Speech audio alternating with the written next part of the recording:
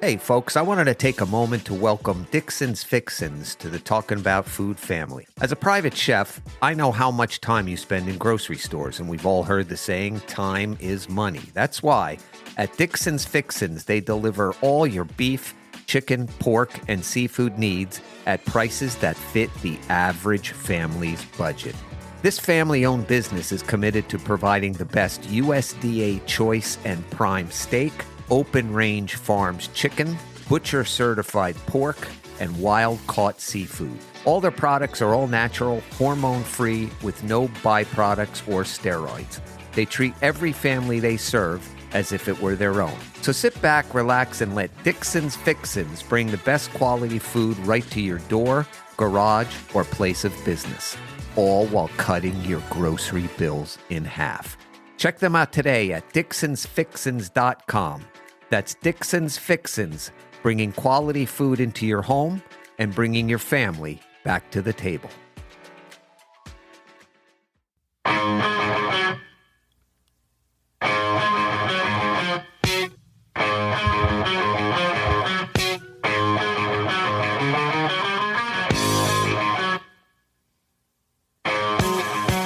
Hello, Grand Strand. This is Richard Florzak, the private chef to the stars, and welcome back to Talking About Food. Remember, it's the only, I repeat, the only food commentary show on the Grand Strand. We talk about restaurants, food trucks, festivals, farmers markets. We do interviews with local chefs and local restaurant owners.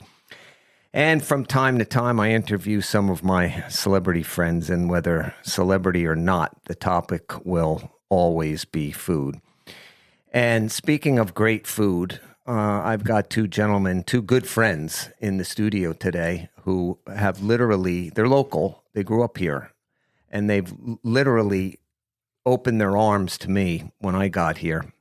And I've said this a number of times, you know, I've been fortunate enough, I studied at the UCLA Chefs Program, the Culinary Institute of America up in Napa. I've studied in Hong Kong. And it never ceases to amaze me how much there is to still learn. And when I got to the Grand Strand here, it was such a blessing for so many different reasons. But one of the coolest things was that I could learn this new type of cooking. And I'm not talking about high end, you know, this is not bougie, fancy stuff, but it's stuff that I love. And one of the things that some people turned me on to were boiled peanuts. And the two gentlemen I have in the studio today, they've been doing this for a long time. My first guest is Tony Carter, also known as Tony the Bassmaster, if you listen to Trilogy Outdoors on Gator 107, right? 107.9. I'm on there too. I should know that. And Fred Rook of Sweet Tea Charters, he's on there all the time. Tony and Fred, welcome to Talking About Food.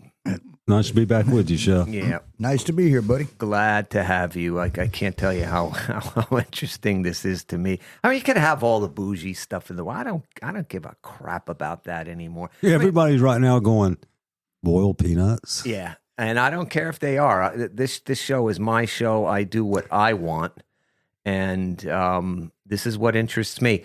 I will start with Tony. When did you first start boiling peanuts?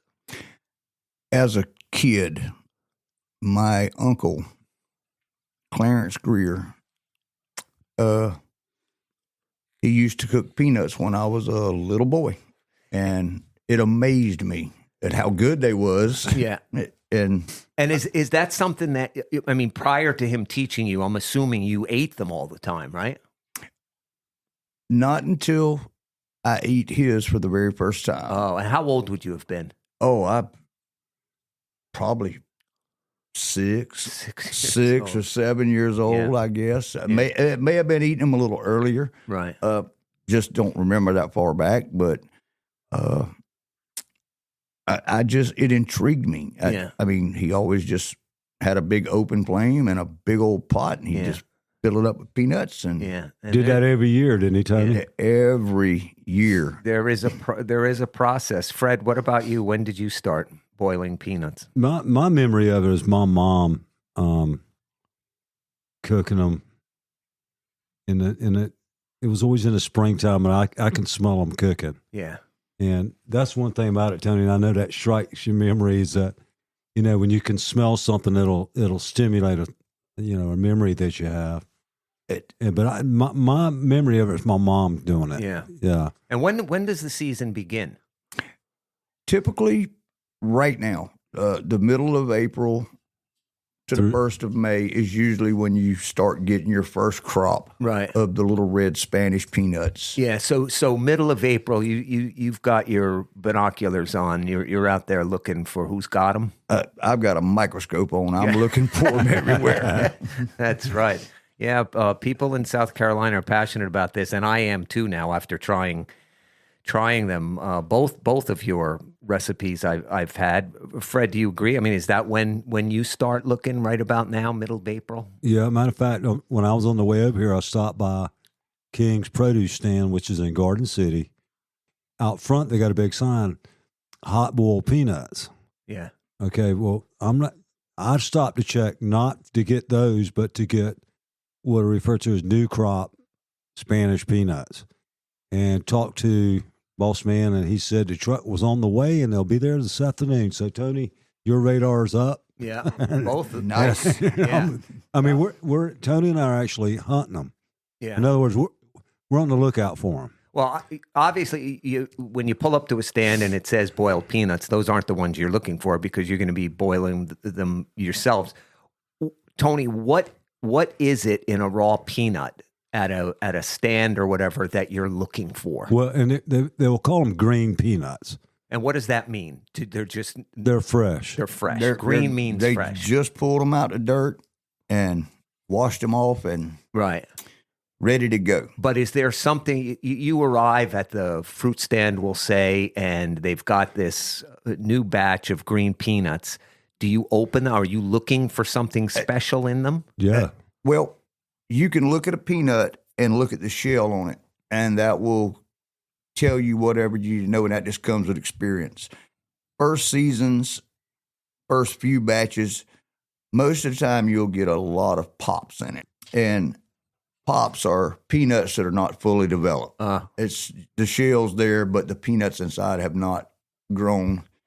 And all you have to do is look at the shell, and if the shell has ridges on the peanut, it's a full peanut. Right. So that ridge is kind of like where you squeeze and you pop it open. They have a different color, and the ones I cooked last night that we're looking at here now, you can see some of them that don't have ridges on them.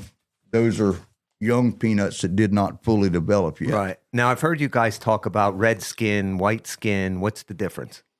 The red ones are pretty much dominant, I would say, in the South on what people like as far as the flavor. That's the little red Spanish peanuts. Will they tell you when you get to the market if they're red or not? Well, no, I know of. Some of them will tell you if you ask, but a lot of them that you ask, that they don't know. They don't know whether they just know they're green raw peanuts, but the size of them, right? Your big goobers, as most people call them, those are your white peanuts. Those are your late season peanuts that come out right after the Spanish ones are kind of dwindling down for the year. So if you go up to a market and they say, "Oh, these are red skins," are you allowed to pop one or two? Oh, I don't ask. I'll just pop them. I'll pop them open, and you can tell from that. And I'll taste them too. I think I'll stand there and eat them raw. So yeah. I will too. But you pop it open, the skin is red. red. I'm gonna open that peanut, and if it's Spanish, it's going to have the red skin on it. Red skin. And the red skin peanuts are more work. Why? Because they're small. Oh. So the pea in there is small. Yeah. But the flavor. And you agree, Tony, the reds are much better? Yes. Yeah.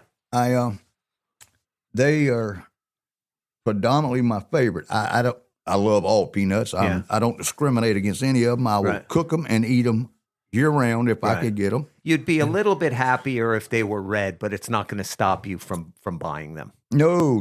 If somebody would make a hybrid peanut and they would take some of them old big goobers. Yeah, the big ones. And fill them up with giant Redskins? Redskins. You and I would. Oh, boy. Yeah, baby. Yeah, I see. The world would be a better place. Any difference in price? No, not on species, redskin or whites or goobers, whatever. Yeah. There's no difference.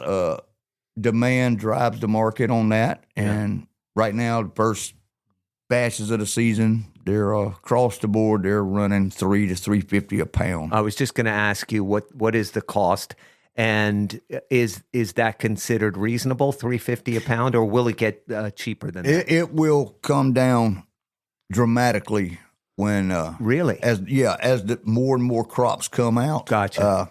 Yeah. Typically, how much would each of you buy weight-wise? Say in the middle of the season, you got the Redskins coming out. It's a decent price. How many pounds are you going to buy at a time? I'm a little different than everybody else because everybody in my family eats them, and we go through them really fast. I bought what they had out last night. Of course, the produce department was closed. Nobody was there because it was so late. So I just bought what it had left, and it was a little over 4 pounds. 4 pounds. But most time I go in, I'll get 7 to 10 pounds. Yeah. And like I said, I'm the nut of the crowd. Yeah. Sometimes I'll cook them 3 times a week. Wow. Sometimes more. Yeah. Depending. What about you, Fred? How many how many pounds at a time would you buy if you have the best crop right in front of you? The would have fit my biggest pot. Yeah. But basically, I'll buy like a plastic grocery bag, heavy. So I don't know how much that weighs, Tony. You got any idea how much that would weigh? Yeah, between 7 and 10 pounds, Wow. depending on. It's a new experience for our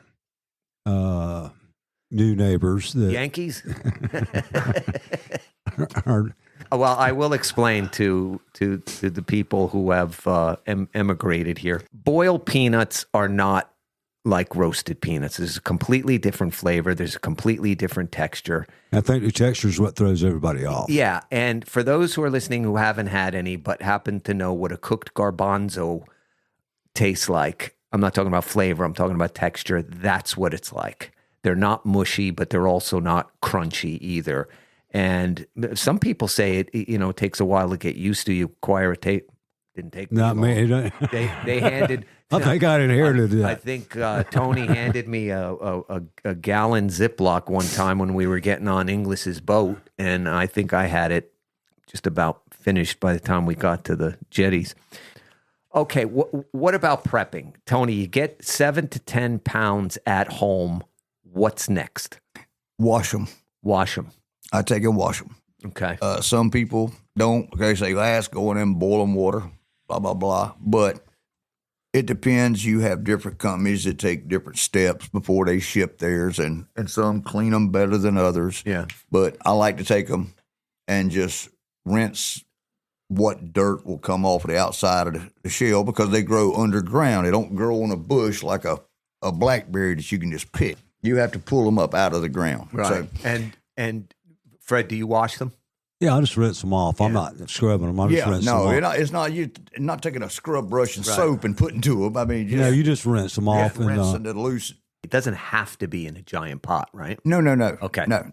It's just the volume that Tony's cooking. Right, and which I want to hear about. So you've washed them off. What's next? Take them and put them in a pot.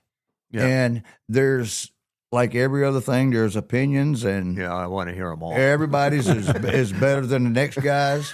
I love this. And me and Fred may be 100% different on this. I don't know. I take mine and put them in the pot Yeah, and turn the heat on, right. and I immediately add salt. Right. Would you say that the amount of salt that you add to the water gives you a heavily salted taste? If you were to dip your finger in that water, You know it's salt water. okay, the water more than covers the peanuts. Well, the peanuts float, Okay, so you can't cover them up with Gotcha, water. You can gotcha. try, but That's you're never great, going to yeah. win that race. yeah, okay, Not till they're cooked all right. and soaked. Okay, so what's next? So you put them in the water, you add the salt, you turn the flame on. Turn it on, bring it to a rolling boil, Yeah. Some people boil theirs continuous, nonstop, as hard as they can boil them to try to make them get done a little quicker because it typically takes around 3 hours to, really? to cook peanuts. All right. There's faster ways. You can do it in a pressure cooker, and they'll get done a lot quicker. Yeah, but you miss all the fun of having to find out if they're done yet. Yeah. Because every hour, you got to test them to see if they're done yet. Every 7 minutes. Yeah, you got to every hour. You got to test them. Yeah. So we can't wait till they're done. That's 100%. Yeah, I I can see that. But I add my salt before the water ever starts boiling. Yeah. A lot of people wait to the end, and they will put the salt. They will add the salt at the very end, Right. because while the peanuts are boiling, they're not taking on any juice inside the shells. They're just boiling. They're getting done. Like I said, Temperature. you could do a rolling boil the whole time, or you can let it boil for 10 minutes and then back it off to a simmer and just let it simmer for 4 hours. Yeah. And You got to keep an eye on the water level. you have to maintain your water level to Yeah. make sure, because it will boil out if course. you Yeah. do a hard boil for Yeah. hours. Oh, yeah. A lot of people have a misconception that you have to let them soak for Yeah. hours and hours and hours or overnight to get the salt flavor in them, Uh-huh. blah, blah, blah. That's not true. Right. So hold on a second. So you've been boiling them for 2 to 3 hours. You test one or two at the 2 hour mark, and Yeah. you say, this needs to go for another half hour. And what's dictating is the texture. Right. In other words, if it's still firm, they need to cook longer. Yep. So as you're testing them, you pull them out, you burn your hand first, and then you burn All your part tongue. of all part of the fun. Yeah. Yeah. But until you get them where they're tender. We're at the done point. What's next, Tony? Let them soak. How long? It depends on depending on how you do it with just tap water, or if you want to put some ice in it, that's up to you. Yeah. But the peanuts, when you're through boiling, they will still be floating, and they will not sink until they suck up all that juice. I got It's kind of like cooking shrimp right. and crawfish. It's the flavor never gets in them until you cut them off and they sink down in the pot. Yeah. That's when they've got all the juices and flavors just sucked into. And how long does that take usually? Mine 15, 20 minutes, because I cool my water down real quick. Wait, one last thing, Tony, is they've set there until they start to sink. The water's cool now. The water's cooling off, and as the water gets colder, Right. cools down, they sink to the bottom. And then how do you package them? once they sink, they've got the juice and the flavors in them. I drain the water off of them and take them and put them in Plastic bags, Ziploc. quart Ziploc bags, Yeah. gallon Ziploc bags, Yeah. whatever I have handy, Okay. and depending on how many I'm cooking at the time. All right. What about you, Fred? You feel the same way as Tony Carter? I don't have any problems with what Tony does. I think we learned from observing, which is what I did with my mom. One point Tony made, and you need to understand this when you're cooking them, is you're boiling these things, but as you cook them, if you take a spoon, take one out to see if they're done or not, they're not wet on the inside. They're still dry. Well, that was like what Tony said before. And see, once again, this is the kind of stuff that at my age just blows my mind. He was saying, and I think this is what you were going to say, is that until they sink, Yes. then they start absorbing Yes. the liquid. Which is at the end of the process. Unbelievable. Sorry, go ahead. So as you boil them, you're basically, I guess, cooking them in the shell. Right. But the water's not getting inside the shell yet. It's just the temperature is what's cooking them. Yeah. Most people, which we spoke of earlier, was associated that roasted peanuts are crunchy. Right. Well, you want these to be tender, Yeah. and it takes some time to get to that point. So as you're cooking them, you'll test them, and then all of a sudden you'll go, you know what, that's pretty good right there. The difference between Tony's technique and mine is that with my mom, and I thought about this because I know Tony salts his water before he starts, and I got thinking, why would my mom do it a different way? So what my mom would do is when they were all right, we've cooked them over the hours and they're done. that's when she salts the water. I thought to myself, why would my mom do that? And she was a very budget conscious cook. Right. She had four kids and staying at home mom. And I think it was because if she salted it at the end, she could salt the volume of water that was in the pot to taste. That makes sense. And what you do is you pour your salt in and you stir it, so it's, so you're mixing it good. Take your finger and dip it and taste it. So when that saltiness is at a point, it goes to what y'all would refer to as salt to taste. Yep. Okay, so if you want them, some people won't like them more salty than others. They don't have to be super salty to be good. Right. Well, if I can interject for a second, there is a definite difference in flavor of any cooked item that was salted before and is salted after. Yes. So that could come down to a matter of one's taste as well. These peanuts are going to be dry inside the shell. Now, when you turn the heat off, because they're tender, and you turn that heat off and you add the salts, what we did, as they sit there and soak in that water, you can just turn them off. Yeah. Salt your water, taste it. Okay, that's good. And let's let them sit there. Yep.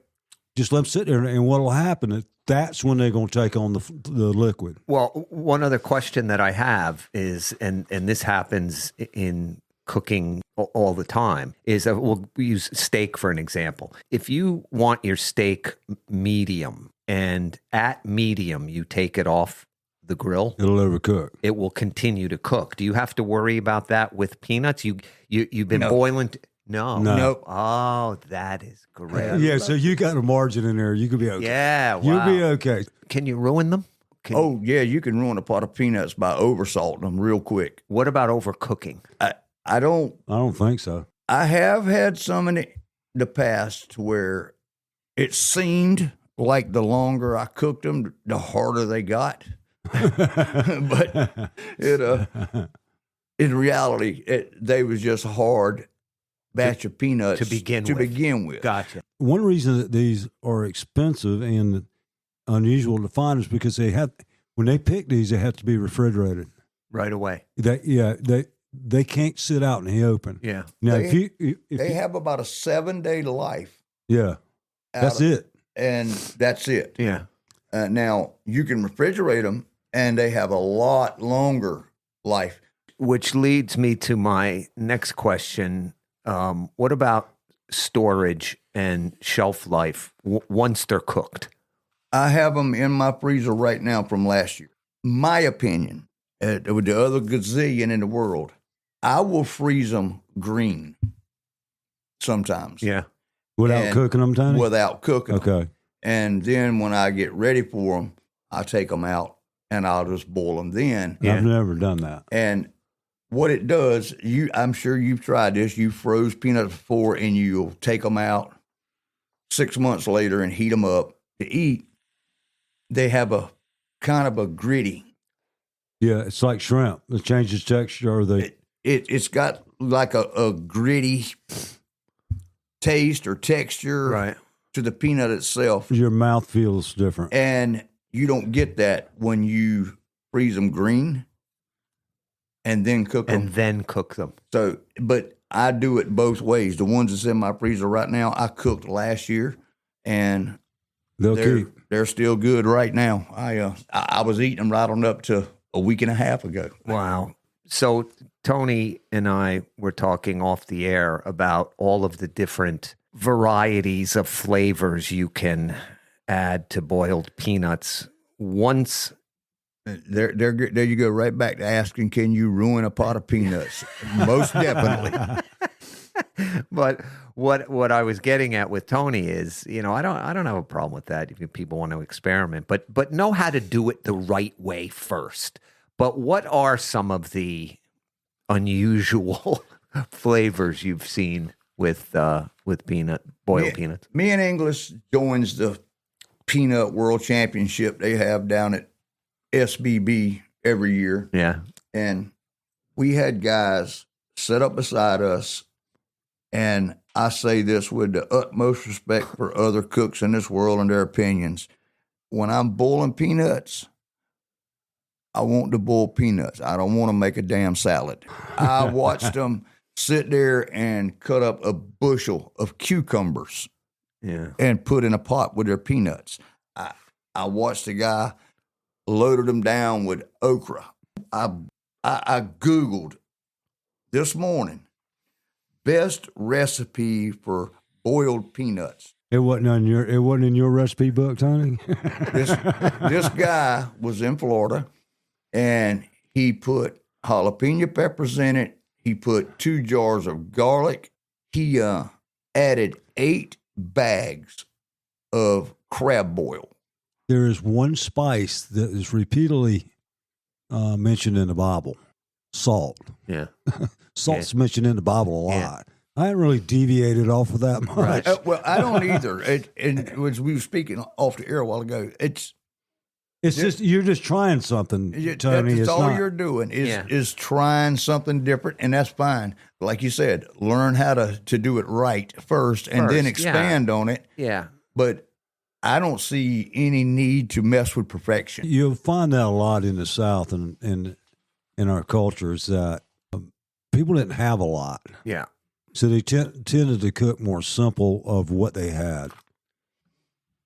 I am unsure where the origin of boiling peanuts come from. I know that our troops used to use them in the Civil Wars because they would keep for 7 days. Yeah.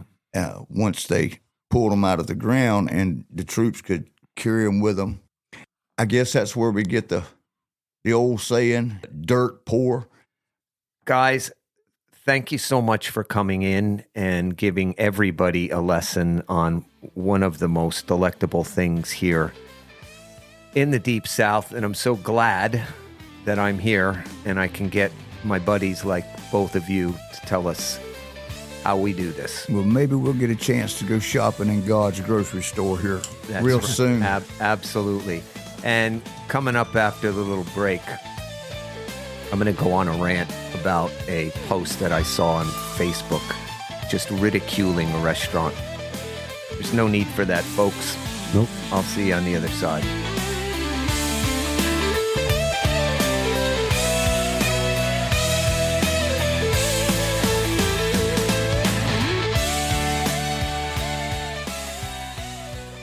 So I'm scrolling through Facebook the other night, and I stumbled upon this post by a person about a restaurant.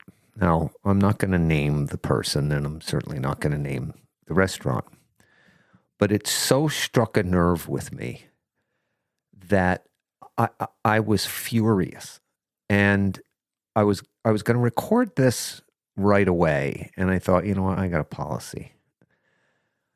If I'm really angry about something and I want to respond, wait 24 hours. It's usually to my benefit.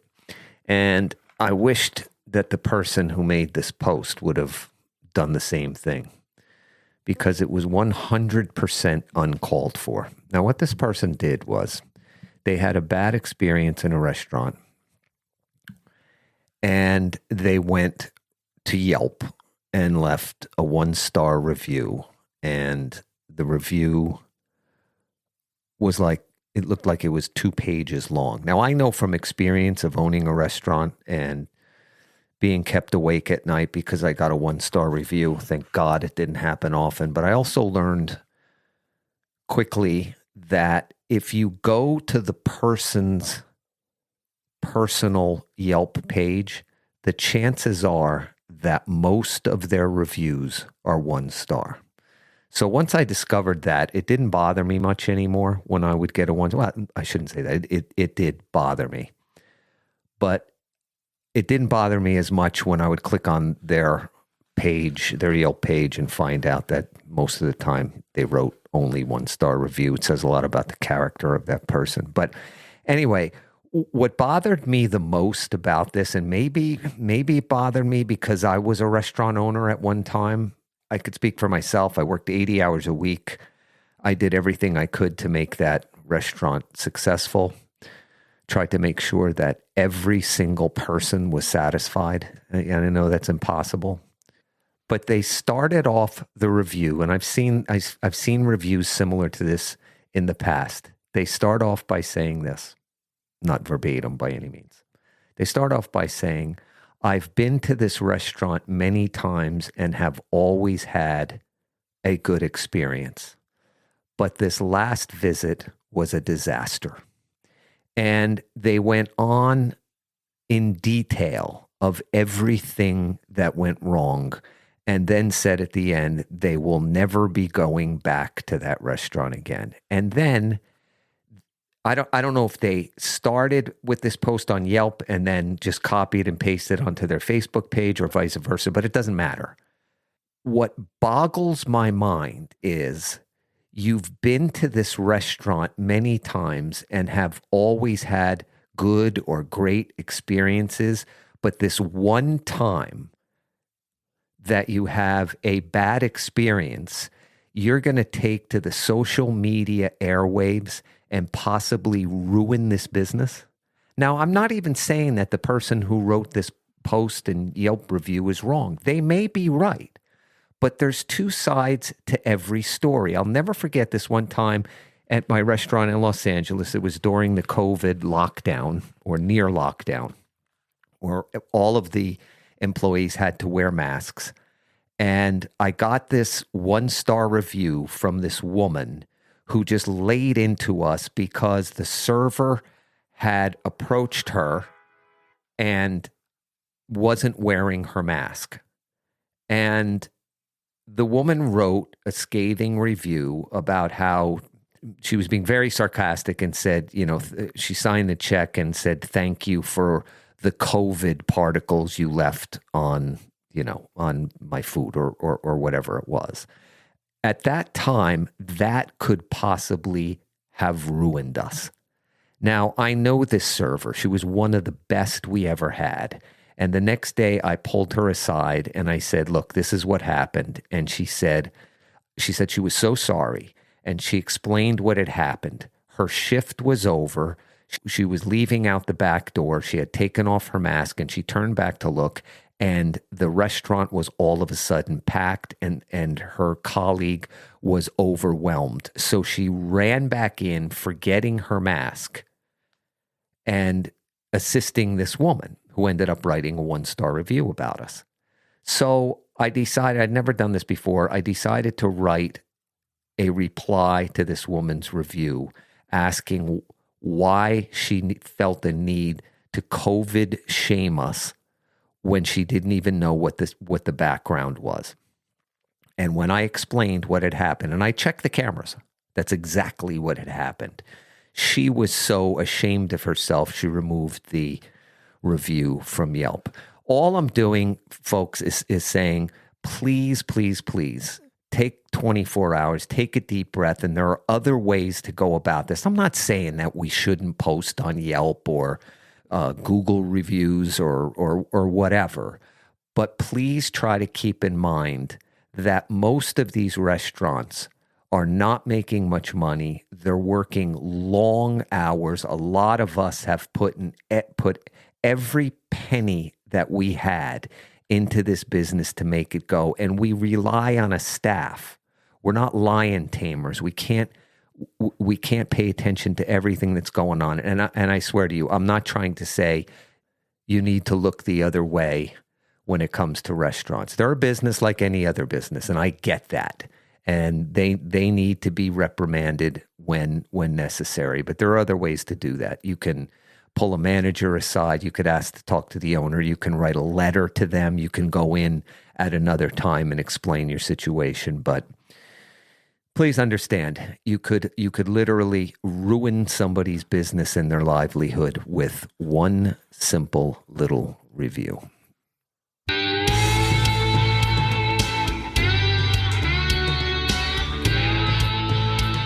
Yeah, I got a little heated in that last section there, but sorry. Sometimes I just think that there's That kind of stuff is just uncalled for, and it gets under my skin. I think probably because I was a restaurant owner at one time, a business owner. Speaking of business owners, I got a great guy in the studio today. It was the content food critic Sophia Edens that told me all about him. His name's Oscar Chavez. He owns, with his wife, Microledon Farm, and it's out in Conway. And I love stories like this. The passion for something, and you have this idea, and you put it into play, and it becomes popular, and it works. And you hear about these people, and they work real hard to follow their dream. I mean, I did it. I just didn't have as good a luck as I think my friend Oscar does. Oscar Chavez of Microledon Farm, welcome to Talking About Food. Thank you. It's a pleasure being here. Appreciate it, Chef. My pleasure. Do me a favor. Tell the listeners about your farm. Oh, absolutely.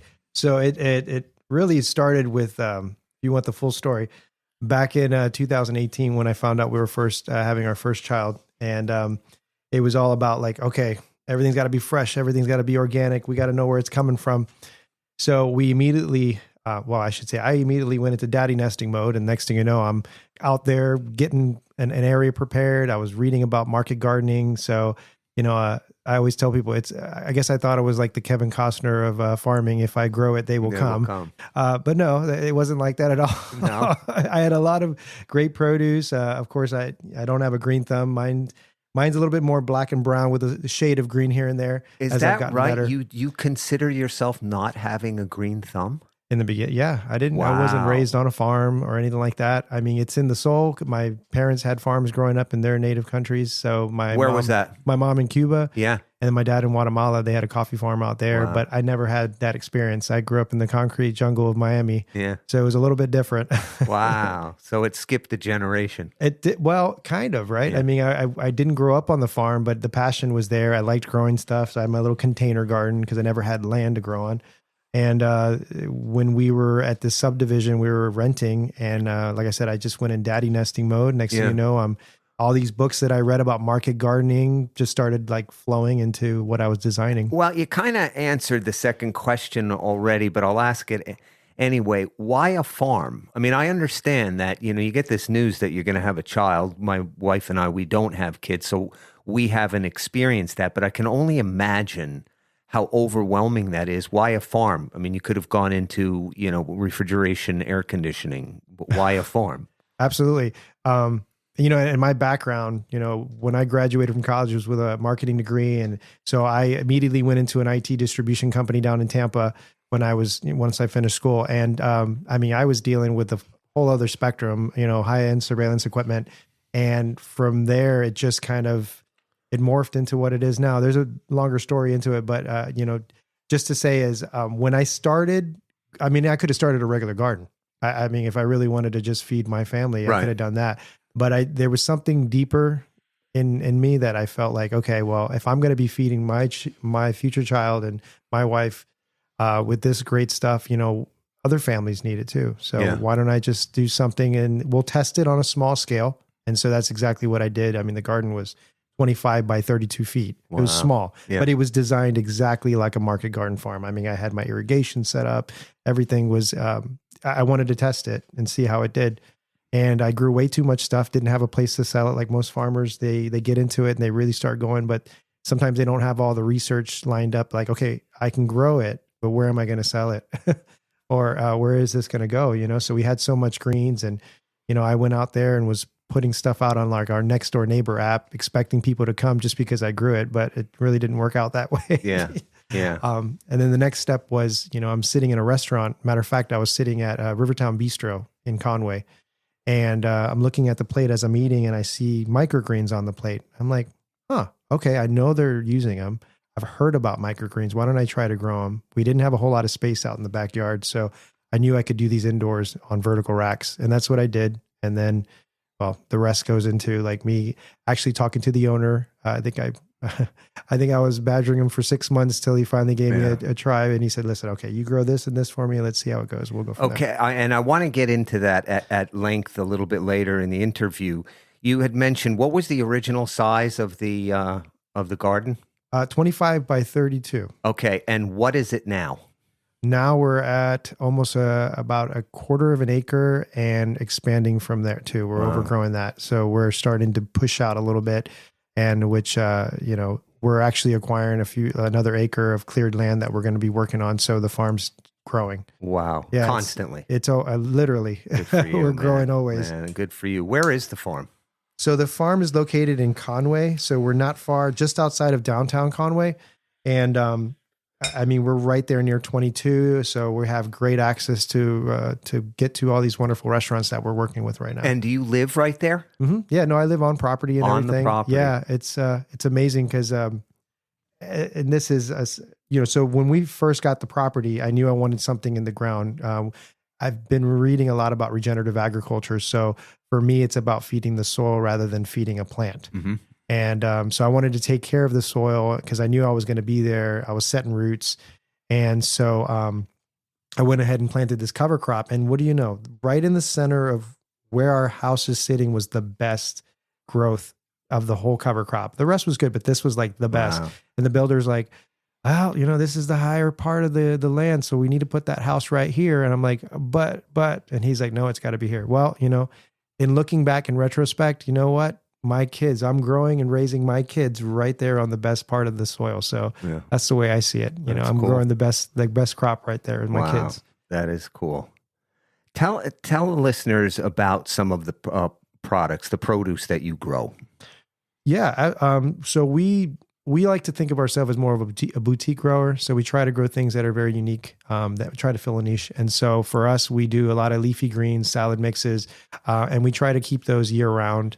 And we're also playing around with other mixes that are not just lettuce varieties. We do microgreens, we do edible flowers, we do certain herbs out there. We're playing around with turmeric and ginger at times too. So we're always trying something different. That's great. Microgreens. I had this conversation, I think it was with Sophia Edens. I saw microgreens get really popular in Los Angeles. Probably the late 90s, and they were mostly used as decoration. And frankly, I see it coming onto the scene now. And with some of the restaurants that I've noticed that have it, it's pure decoration, which it kind of bothers me a little bit because it's almost like the chef is looking for something to elevate the dish when it should be the food on the dish that elevates it to begin with. Even Adam Kirby of Bistro 217 was saying that yesterday. If you're not eating it, it doesn't belong on the dish. Can you tell the listeners what kind of flavors are we talking about? Oh man, so it's amazing because you don't think of these little tiny plants because that's what it is. It's basically the growth point of the plant's life before being a baby green or a petite green. And so these greens are just packed with energy that they're pushing out to grow. So a lot of these oils are very strong smelling and they're just really nice and very tender. So for instance, like arugula, micro arugula, you got your full counterparts, a little bit more pungent, has a little bit more pepper, but that younger plant is there's so much flavor. It's tender. It's easy to go on anything.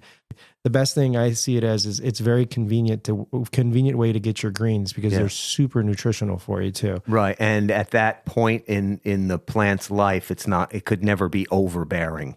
Correct. Great. Is it mostly restaurants that purchase from you? Absolutely not. Oh no. So we may have started with the restaurants, but eventually. What are some of the restaurants that buy from you? Well, it's quite a decent big range, I should say, of different types of food. So we have breakfast places such as Hot Stacks Cafe out in Myrtle Beach. We have like some fine dining restaurants like Sea Blue, Greg Norman's, 21 Main, Hook and Barrel, Rivertown Bistro in Conway, Crooked Oak, and then we're also in juice bars too, like Loleo Juice Bar. Right. So it's a vast variety of people that are using it. Why should people buy from Microledon Farm? The one thing I can tell you for sure, it's the freshest you're going to get. I mean, we're literally harvesting thing 24 hours before you receive it. Yeah. So when people tell me, I can't believe how long this lettuce is lasting in my fridge. Well, yeah, because you're getting something that's been sitting on the shelf for a little bit. It's a big difference in flavor, the flavor profile, the nutritional profile. I mean, how long it lasts. I mean, You can literally take one of our bags of spring mix and have that last for 2 weeks, no problem. Wow. As I was opposed- just, yeah. go ahead. I was gonna say, as opposed to getting it and it going bad within 3 days. Yeah, and I was just going to ask you, but you answered, is it cost effective? Yeah. And well, I mean, if greens will last that long in your refrigerator, it's got to be cost effective, right? looking at at home and also at the restaurant too. They're not having to buy it as frequently, but they know they're getting the freshes. They're going through it because people are ordering it and they're loving it. But yes, it is very cost effective when you have it like that, and it's going to be in that fridge for what you need and not go bad in 2 or 3 days. Right, and I'm constantly throwing things out. What would you say? What percentage of your sales is to restaurants compared to the home? We're seeing customer? about 80% of our sales are restaurants, but our farmers market sales are going up. We've started entering into a second market. So let me back up a little bit. So we're with the Waccamaw Cooperative, and so they have a few different varieties or I should say a few different farmers markets in the area on different days. And so on Saturdays, we're in Conway. That's where we started. That's our main market. A lot of people know us there. We've been doing that market this is our 6th season. Wow. But we're also just started doing North Myrtle Beach last season, and it's growing. It's definitely growing. So more and more people are getting it in their homes. Other than the markets, is there any way for listeners to buy your produce? Absolutely. Is it in stores? Well, no, we're not in grocery stores. We really like the direct connection that we have with our customers, our home customers, as well as our restaurants and chefs. So, but they can always give us a call. My number is on the website. They can order through the website. We do have a home delivery CSA program. I was just going to ask you about that. I saw that on your. Once again, as a private chef, when I read things like that, I wish that you were in Los Angeles when I was working as a private chef, because I've often said when I first became a private chef, I learned very quickly that my time was spent best in front of a stove, not in a market. So if I could have ordered as high quality a product that you sell, you'd been God's gift to the world, and you are here. So people can order from you and you will deliver. How is it that you deliver to the home? We have a couple of different options. We know that some people have bigger families than others, or maybe not eat as much as others. So we have our biweekly option. We have a weekly option. And they can get a home delivery, or if they rather pick it up at the farm to visit the farm, they can do that too. Oh, really? Oh, absolutely. Oh, wow. Even some of our partnering restaurants that we work with have offered to have a pickup site there too. A pickup site. So people would order and there would be a sort of definitive place where everybody comes to pick it up, or you can deliver it right to their door. Exactly. You have a cooler outside and we just drop it in the cooler. And basically what a CSA is, if people aren't familiar with it, it's a community supported agricultural program. So they pay up front for X amount. And in our case, we do a 10-week program. So they're able to get this fresh produce either weekly or biweekly. They tell us exactly what they like, and they basically are getting a box of everything that we offer at the farm. Is that what you mean on your website by farm share? Yes, we look at it more as a way of being a part of the farm. Like, you're part of the entity of the farm itself, rather than just, calling it a CSA program. It's a little modified. So we do a 10-week program. It's quarterly. So they can either renew each quarter or they can put a pause on it, whatever is easier for them. But yeah, it's just a way of, it helps us because we're able to start things a little earlier. But, by them taking an interest in our farm, they're investing in their good health, and they're also investing in their farmer that is actually bringing this produce for them. Right. Are you comfortable? And if not, I understand, talking about what that would cost someone to. Absolutely. So there's a few different things you can get. Obviously, the biweekly is, you're looking at about $185 for a biweekly program. So, and that's, you're getting it for, normally it'd be 10 weeks. So it'd be half of that. You'd be 5 deliveries. Or you can go with something that's, every week home delivery. Now we're talking $350, but in the big scope of things, it's not nearly as much as what you're paying. So back to the sort of entry level, we'll call it. $185 gets you what? $185 gets you a box that's about like $35 to $40 worth of produce. So you're getting your salad mix, your microgreens, a few boxes of micros, whatever's growing on the farm at that particular time. It could be cherry tomatoes, it could be radishes, it could be any type of root crop like beets or purple kohlrabi or fennel. Basically, our goal is to try to bring a culinary experience to your home. And it's $185 for how long? 10-week. Well, it's a 10-week program. So if you're doing a weekly, then you're getting all 10 deliveries. If you're doing bi-weekly and paying less, then you're getting half of that 5 deliveries. So you pay $185 for 10 weeks and you get one of these boxes that are packed with produce for 10 weeks at a cost of $185 total. And that would be for our bi-weekly. That would be for skipping a week.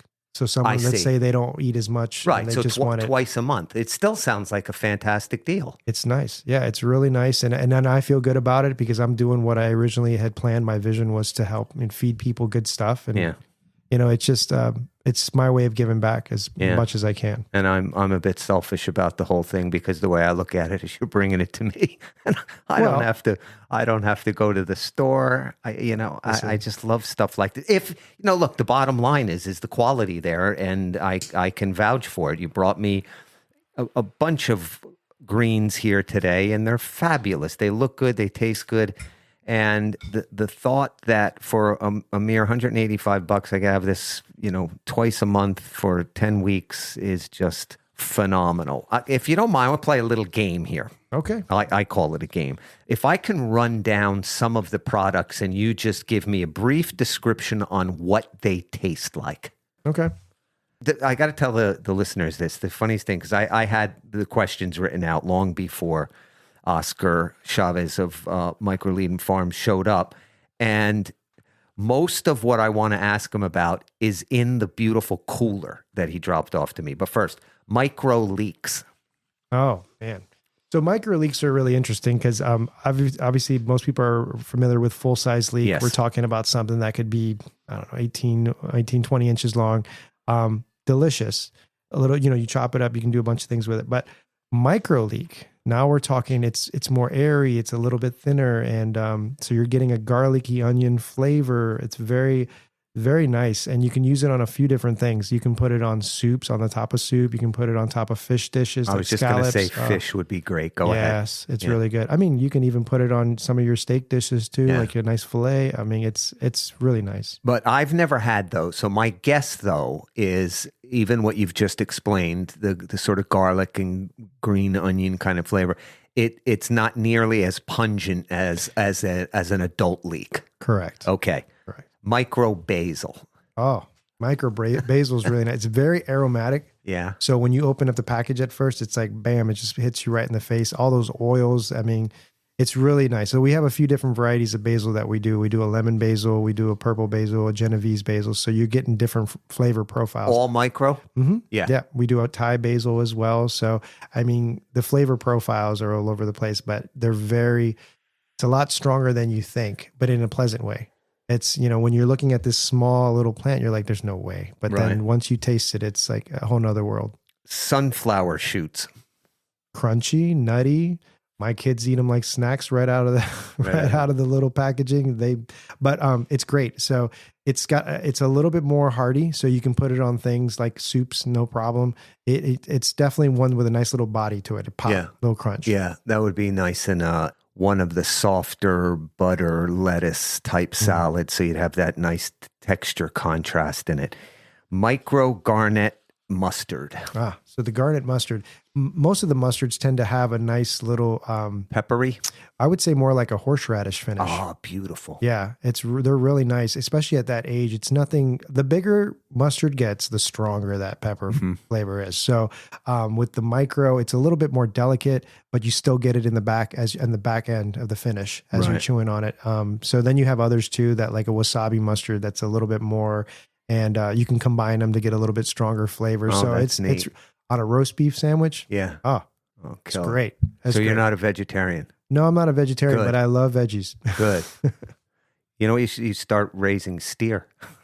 My wife says we have enough animals with the kids and myself there. So yeah, that's a tough one to get past the goalie there. Okay. Micro purple kohlrabi. The micro purple kohlrabi, it's I almost say it's got a slight sweetness to it. Mm-hmm. It's within the cruciferous family in the brassicas, so this is going to be milder. This can go on anything. It's slight sweetness to it. It's beautiful. I noticed some great pictures of the whole lettuce, red leaf and green leaf. Some of my favorites. But yeah, you have your butter crunches, which are fantastic. You got your oak leaves, which are beautiful and nice flavor to them. You have your romaines, which are a little bit more crunch to it. Yeah. The one I brought you today is a freckled romaine. Freckled So romaine, if you I didn't love it. know it was freckled romaine, you might be like, well, what is that? Like, Yeah, is there something is wrong there something with it? wrong with Yeah, this? But no, yeah. that's just how it is. It literally freckles like we have freckles. And you also have root vegetables. Tell us about those. Oh yeah. So we love our radishes, especially our watermelon radish. Watermelon radish it's beautiful, red on the inside on the meat. The outside's got a nice white, slight greenish on the ends. And but it's fantastic. But again, certain crops only grow when it's a little bit cooler, like the Right. watermelon radish versus something like your cherry bells and stuff like that. So you won't get that through the summer. Not through the summer. So we load up on them in the front end of spring and in fall. Yeah. And then the chefs love it. But the nice thing is their menus also change with the season. That's so, right. So does the produce. Yeah. Wow. That is great. So in addition of all the hard work producing some of the best produce, certainly in Horry County and the Grand Strand, selling it to high-end restaurants and certainly some of the locals, you also have events at your farm. I read about one. As a matter of fact, Sophia Edens was telling me, and I wonder, there was such a great line about this event, and I'd love to know, maybe Sophia came up with it, I don't know, but it was titled From Table to Farm. I love it because you often hear so much from farm to table. And it was an event at your farm. Can you tell the listeners about that? Oh, yeah. I'm glad you brought that up. Sophia, by the way, is fantastic. Yes, She's great. been a big supporter of our farm for many years now, ever since she came out. And I'll tell you the story about that, how I met Sophia. So we did a segment with PBS for Movable Feast, and Sophia was chosen as an assistant to come out from Coastal Carolina to be an assistant on the show. And so she's been, from the beginning, her passion for food has been like at the forefront, and I'm super happy for her and everything she's doing. I'm glad to have someone like her in our community. Yeah, she's good people. But yeah, so we did have a farm to table event. Actually, we jumped in the deep end with that one. It was the best experience we could have asked for. It's always been a vision of the farm to help like bring the community together through food. Well, what better way, right? That's what I say in the beginning of my show. Nothing brings people together like great food. What better way than to have an event at the farm that can actually showcase the talents of some of our local chefs in the area. Yeah, great. Have them actually, make these wonderful meals and inspire people. Yeah. And what was the first restaurant that? So we collaborated with Lisa Lee from the Tasting Room on 9th. Tasting Room on 9th. Yep. And also collaborated with one of the chefs from US Foods. And it was a fantastic event. We had a 5-course meal with wine pairings and with each meal. And it really just gave us an opportunity to see what our potential was with the farm and to see this vision come to life. Because originally when they came out to the farm, I'm sitting there explaining the vision of the farm, how I wanted to do farm dinners and, that was like the ultimate that I wanted to get to so I can really like make it full circle. Well, Chef Robert Kaufman, he's like, well, wait a minute, what's stopping you? And I said, well, we don't have an outdoor kitchen. I don't have a quote unquote designated spot for it. So we're not there yet. We're not ready, right? You're never ready though. And that's what he said to me. He's like, well, we can do it. Yeah. We can make it happen. Just say yes and we'll move on. We'll make it happen. We'll make it happen. So that's exactly what they did. And it was wonderful. We couldn't have asked for a better event. It was a small event. We kept it small just to really get our feet wet and like they say, just jump at the deep end of the pool and just start kicking, right? Yeah. And it really opened our eyes to the possibility and just to see the smiles on the faces of the people that were attending. We knew we had something here that we could expand on. How many guests? So we started small with 12 guests, and it was very private and intimate. So it was definitely a fine dining experience. And what better way than looking at the sun setting as you're looking at this greenhouse full of greens and actually see where your food is actually coming from. So I'm assuming you're planning to have more. Absolutely. I got the bug now. And so it's like, I wanted to have it every quarter. But in talking to some of the chef owners that I work with, they're like, let's do this every month. And everybody's been coming out of the woodwork saying, hey, I want to do it. I want to do it. Let's do it. So we're in talks right now with another one coming up in June, the beginning of June, and solid dates will be announced as we get a month out from it. And will that be on your website? Absolutely. It'll be on the website, my social pages. It'll definitely be out there for everybody to know. That is fantastic. You jumped in head first. I've often said, looking back, that the only way you progress is by putting yourself in a position that you don't know if you could handle it. I mean, that's how the farm started. Yeah, that's exactly how it started. Because like I said, I didn't have any background in agriculture. I just had a passion for it and lost a bunch of crops in the process of learning. But, it's what's made us what we are. Yeah. So you obviously eat healthy. You're growing everything on the farm. What is the most embarrassing food that you like, that you indulge in, that you'd be embarrassed for people to find out? Whenever I ask chefs or food business owners, I always offer up mine. I love hamburger helper lasagna. You know what? I can relate to that. That's actually pretty good. But you gotta come up with something. Yeah, of course. Well, I mean, lately it's been mac and cheese. My kid, my little one, he loves mac and cheese. So we always have, it's not homemade. We have the little cups you pour water in it. And I tell you what, when they say the dad bod, it's not because like you're being lazy. It's because you're nibbling on the kid's food every now and then. He's got the mac and cheese. I'm eating it, and it's great.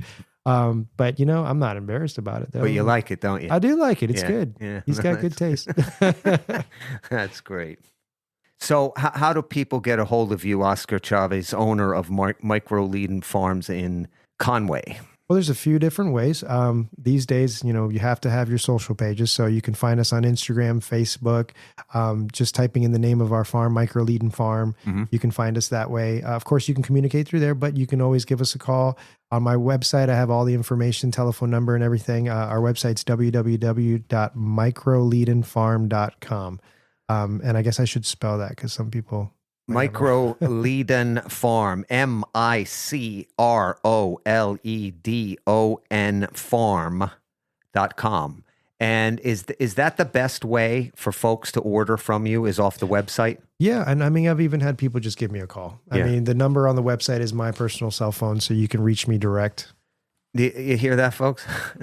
Guy owns a farm, a produce farm, and he answers the phone himself. I don't think you'll find much more pride than that in a business. I got to tell you something, Oscar Chavez of Microledon Farm. What a fascinating person that you are, and it's obvious that you put your heart and soul into this. I want everybody to look it up. And thank you so much for coming in, taking out part of your day. I know it's hard work that you do, but I'm very grateful that you came in. Well, thank you very much. And that's just about going to wrap up the show for today.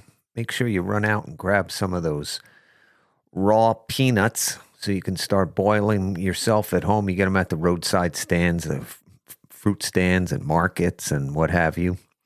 Make sure they're those redskins that Fred and Tony were talking about. And also go online and find Microledon Farm and order some of that produce. I'm telling you, the beautiful greens that Oscar from Microledon Farm dropped off to me are absolutely amazing. So give them a shot. Yeah, just go online. And also, remember, folks, when you're getting ready to write a bad review about a restaurant, and not just a restaurant, but any place, take a deep breath, give it 24 hours. Maybe it'll change your mind a little bit and maybe not get you or the business in trouble. So there you have it. Hope you enjoyed the show, and always remember that you are your family's private chef. Thanks for listening.